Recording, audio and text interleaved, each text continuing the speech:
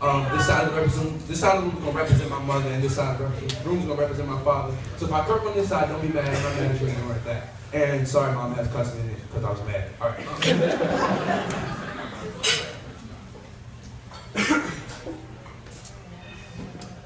Y'all hear me?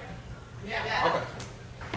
I suffer from a case of no daddy blues, and you see, that nigga left us, so my mama was my daddy too, and I was never able to express how hurt, angry, and mad I was at you, but I think I finally figured out a way without hurting myself to get back at you. You see, I'm gonna make sure I'm successful. You wasn't helpful with shit. You said you'd be there for me always, and of course I fell for that shit. I'll probably one day learn to forgive you, but I'll never forget how when the lights got cut off and moms needed help with the rent, you was nowhere to be found, so I don't really hate you, I just think you selfish as shit.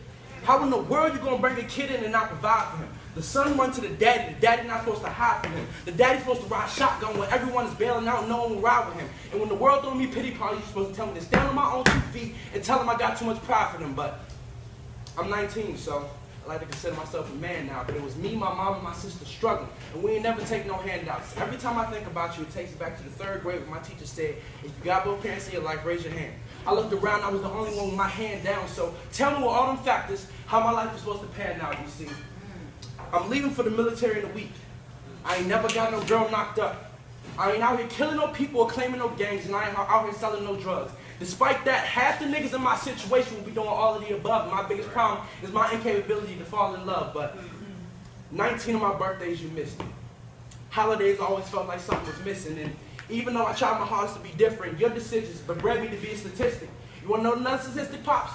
46% of black dads don't even visit. So even though you half the reason I'm living and half the reason I'm so gifted, you more than half the reason that I'm in this position. So I just pray to God that somehow you can hear this and that you're listening. But when you was in prison, I wish I could be in that cell with him, maybe have some money for some bail to him. I used to lie to myself and say he's just in the hospital. Even roll calls and say get well to him. And every time I think about you, it takes me back. No, I'm sorry. And every time that episode of Fresh Prince where Will was talking to Uncle Phil came on, I used to stand on my couch and say it with him. To hell with him! Yeah. Okay. But God told me to forgive others as I forgave you. How am I supposed to forgive the nigga that every problem in my life I put the blame to? God looked at me and told me, boy, you must be kidding, right? Thought you lived a different life, forgot that you were sinning, right? Because no matter how many times you messed up, I never left you nor forsake you, no matter how much you wasn't living right. I looked up and said, God, you my nigga. Homie, because you can't call God your nigga, right? But I made choices in my life, so honestly, I gotta say, it was great. But I call my dad a vegetarian teacher because I learned from his mistakes and